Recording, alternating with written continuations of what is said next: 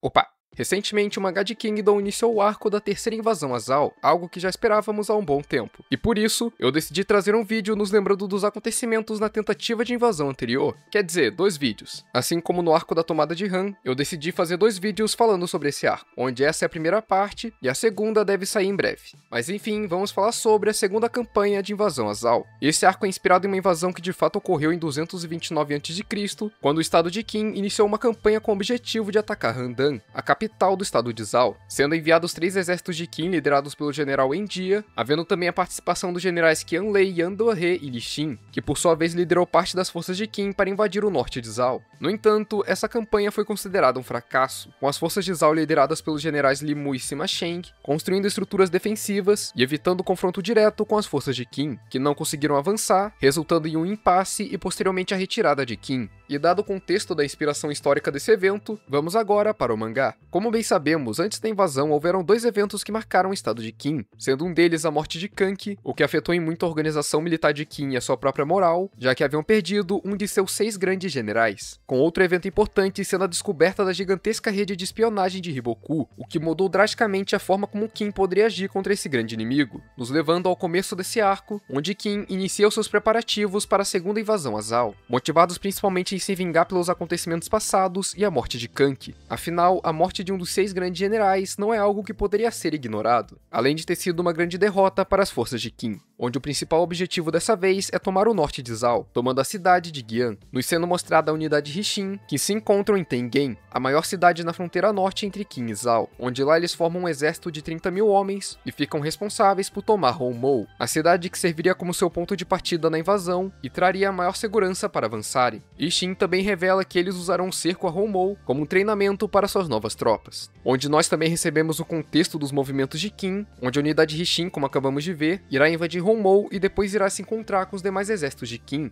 mas também havendo forças lideradas por Tou sendo enviadas para Gyou, onde irão reforçar as fronteiras contra o Eishu e ficar de olho na cidade de Buan, que pertence a Hiboku e poderia agir contra as forças de invasão de Qin, onde após isso vemos a unidade Rixin tomar Honmou como planejado e acender o pavio para a grande invasão. E finalmente, eles partem para se encontrar com os demais exércitos de Qin, se encontrando com o exército de Ousen, que será o comandante-chefe da campanha, logo em seguida sendo anunciada a chegada do exército de Otunwa e da unidade Gyokuhou. Com agora todos reunidos, Ousen informa que eles não vão mais atacar Gian como havia sido planejado, onde o plano muda de última hora para justamente enganar a linha de espionagem de Hiboku, já que se nem mesmo os generais de Qin souberem o que vão fazer, Hiboku também não vai. E por isso, o verdadeiro objetivo deles será atacar a cidade de Hango, cortando para a mesma, onde vemos Reki e os demais prisioneiros da campanha anterior em péssimo estado, sendo forçados a trabalhar enquanto estão totalmente desnutridos. E lá Reki nos chama atenção, desejando que Qin não ataque Hango, pois isso os colocaria em uma armadilha de Hiboku, nos mostrando que mesmo indo contra a linha de espionagem de Hiboku,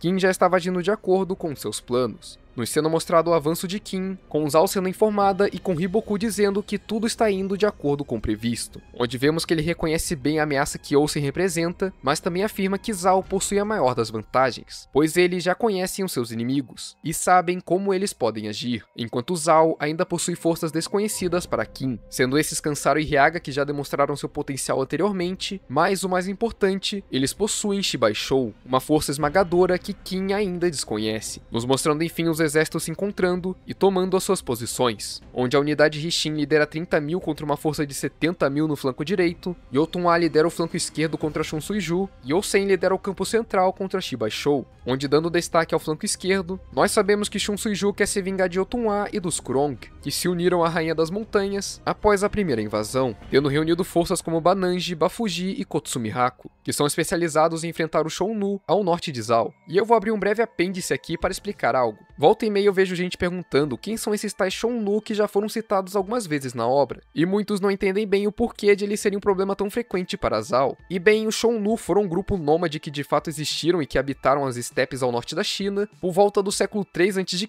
até meados do século 4 d.C., sendo conhecidos por sua organização militar e por fazerem vários ataques ao norte da China, sendo eles o motivo pela construção da Grande Muralha, onde acredita-se que os descendentes desses povos posteriormente formariam os povos hunos e mongóis. E dado esse contexto, nós entendemos o porquê de eles serem um problema tão frequente para Zal, e o porquê de Bananji, Bafuji e Kotsumihaku serem enviados para ajudar contra Yotunwa, já que embora os povos da montanha não sejam como Shonnu, eles ainda se destacam por lutar de uma forma diferente de qualquer outra força militar da China. Portanto, esses 3 generais de Zal foram escolhidos por possuírem uma maior adaptabilidade e familiaridade em enfrentar forças como essa. E dada toda essa explicação, nós cortamos para a unidade Risshin, que irá iniciar a batalha, com Shin avançando junto de suas forças, com Yotunwa avançando logo em seguida, onde o clã Mera toma a linha de frente, voltando ao flanco direito, onde nós vemos que Enkan lidera as forças de Zal, estando em maior número e com um exército experiente, algo que a princípio seria um grande problema para um exército menor, mas a unidade Risshin foi reconhecida por Olsen como capaz de lidar com a situação, afinal a essa altura todos já reconhecem o potencial de Shin e a sua unidade. E Karyoten também traz a questão de que eles têm o luxo de se arriscar, graças à unidade Gyokuhou, que poderá prestar apoio ao flanco direito se necessário. E Ten também traz a questão de que Hiboku não vai mais subestimar a unidade Risshin, e que por isso eles têm que vencer fazendo o inimaginável, cortando para o exército central, onde Ankou avança e Gakushou responde avançando também. Mas as forças de Zal começam a fazer algo estranho, não avançando com velocidade, mas sim buscando igualar a sua velocidade com as forças de Qin, o que chama a atenção de Olsen, que percebe que tem algo errado, com Orhou também observando essa movimentação, e assim como seu pai percebendo algo estranho, levantando a possibilidade do exército Ankou ter sido marcado por Hiboku. E quando Ankou decide avançar com tudo, ele acaba percebendo no bosque ao lado ninguém mais ninguém menos que Hiboku, com Olsen percebendo na hora a situação, sabendo que é uma armadilha, e com Ankou também sabendo disso, mas ele não deixaria uma chance dessa escapar. Nos sendo explicada a estratégia de Hiboku, tendo um flashback onde ele diz que para garantir a vitória, eles devem mirar no inimigo mais problemático desde o início, dando a entender que ele está se referindo a Akou. Voltando ao presente, onde Akou avança contra Hiboku, dividindo suas forças para bater com o exército de Gakushou à frente enquanto se move em direção do Hiboku, e as forças de Akou pagam o preço por essa decisão, já que ao desfazerem a sua formação de última hora, eles acabam ficando desorganizados e expostos. Mas Olsen e Orhou afirmam que isso não será o suficiente para parar o maior general do exército Olsen, com isso se provando verdade, com Akou persistindo em seu avanço junto de seus homens que seguem a determinação de seu general, deixando claro que Hiboku é quem está em perigo, com o mesmo enviando Futei para avançar contra Akou, e com Futei conseguindo atingi-lo no rosto, apagando o general, e nos sendo mostrado um flashback de quando Akou foi recrutado por Olsen, onde Akou havia sido derrotado em uma guerra, e ao invés de executar o general inimigo, Olsen decidiu recrutá-lo, dizendo que ele será útil para alcançar o seu sonho de criar o seu próprio reino, algo considerado insano nesses tempos de guerra entre os grandes estados, mas Olsen diz que fará isso mesmo assim, pois a situação em que a China se encontra agora é que é algo realmente insano, com Olsen dizendo para Akou que eles têm um longo caminho pela frente. Com na hora em que Akou se lembra da vontade de seu mestre, ele retoma a consciência, atacando Futei e retomando o avanço, forçando Hiboku a recuar.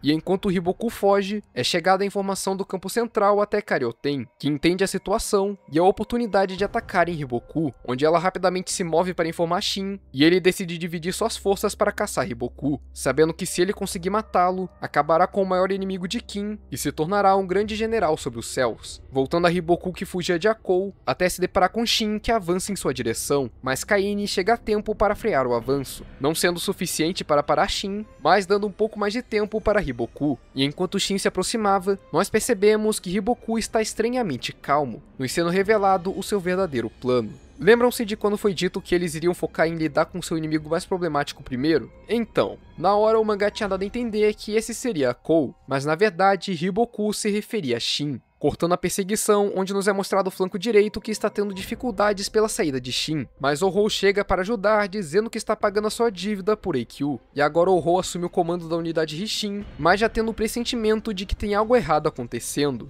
cortando para Yotunwa e os povos da montanha, onde o clã Mera segue avançando com o objetivo de romper as linhas inimigas e ir direto para Hangou, pois como devemos lembrar, a Kitari quer resgatar o Reiki, mostrando novamente o próprio em péssimo estado, sofrendo ainda mais agora pelo ódio de Zal pelos seus invasores, onde Reiki diz que por mais que ele queira ser salvo, ele não quer que venham a Hangou, ressaltando mais uma vez que sabe ser uma armadilha de Hiboku, voltando para Shin que avança cada vez mais contra Hiboku, e com Orhou percebendo que a todo momento as forças de Zal estavam tranquilas demais, como se eles já soubessem de toda a situação, e nesse momento, Orhou percebe que o alvo desde o início era Shin, e enquanto tudo isso ocorria, o exército de Seika liderado por Kansaru e Ryaga se move ao campo central, Ao mesmo tempo, Shin segue avançando, mas se depara com algo impensável em meio ao campo de batalha. Uma fortaleza de barro onde Hiboku e suas forças se abrigam, com Shin rapidamente iniciando um cerco à pequena fortaleza, onde Hiboku diz dentro dela o quanto Shin cresceu e a pedra que ele tem sido no caminho de Zal, sendo prioridade que ele seja eliminado no campo de batalha. Por isso, Hiboku planejou isso tudo, para distanciar Shin do campo principal, e assim focar em Ousen sem se preocupar com a unidade Risshin,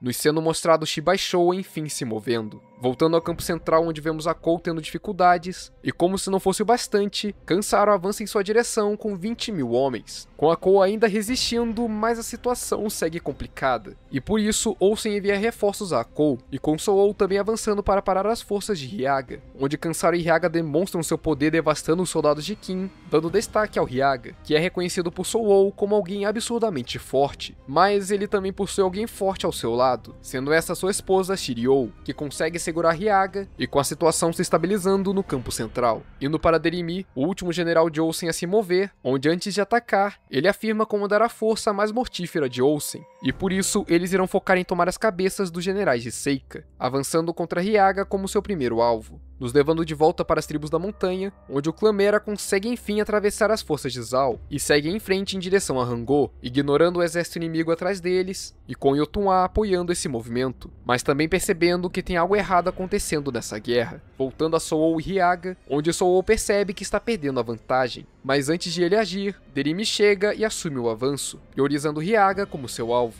onde nós vemos os oficiais de Derimi que conseguem assumir a vantagem atacando Hyaga de forma sincronizada e precisa, demonstrando que de fato eles são uma grande força no exército Ousen. Mas quando eles estavam prestes a lançar o ataque definitivo a Hyaga, Shibaishou surge ao seu lado, e o gigante de Seika simplesmente destrói os oficiais em instantes. E é aqui, com essa grande virada no campo de batalha, que nós encerramos a parte 1 desse arco. Eu sei que eu parei na melhor parte, mas já aviso que quando esse vídeo estiver lançado, eu já vou estar trabalhando na parte 2. E nela nós vamos dar continuidade direta desse evento até finalizar o arco, nos lembrando do que Kin vai ter que lidar no arco atual do mangá, e o que podemos esperar dessa terceira invasão a Zal. Mas bem gente, era isso que eu queria falar nesse vídeo. A segunda parte deve sair na próxima semana depois do lançamento desse vídeo, e como vocês sabem eu demoro mais para fazer esses vídeos focados nos arcos de Kingdom, porque justamente eu tenho que reler o arco inteiro, e isso exige tempo. Então se você veio até aqui eu realmente agradeço demais. Se gostou do vídeo deixa o seu like para mostrar que vocês querem mais vídeos focados nos arcos de Kingdom, considere se inscrever no canal para acompanhar mais conteúdo como esse, e ative o sininho para ser informado de quando sair vídeos novos. Se tiver a opção também hype esse vídeo para ajudar a aumentar o seu alcance, e um agradecimento especial para os membros do canal: Fabiana Santos, Bruno Master, Samuel Caê, Taylor, Taua Freire, Ana Lúcia, Felipe, Débora Nascimento, Caio Vinícius e Utopia. Muito obrigado mesmo pelo seu apoio, que me ajuda demais. E se você quiser também, considere se tornar membro do canal para me ajudar a continuar trazendo mais vídeos, além de te fornecer alguns privilégios, como acesso antecipado a vídeos novos, shorts, enquetes e emojis exclusivos, dentre outros. Acesse o Seja Membro do canal para saber mais. Se puder também me segue lá no Insta para me dar uma força, comente o que você achou do vídeo e o que você acha desse arco como um todo. Também compartilhe esse vídeo com alguém que você acha que pode gostar do assunto. Enfim, no mais era isso, eu sou o Lox e nos vemos nos próximos vídeos.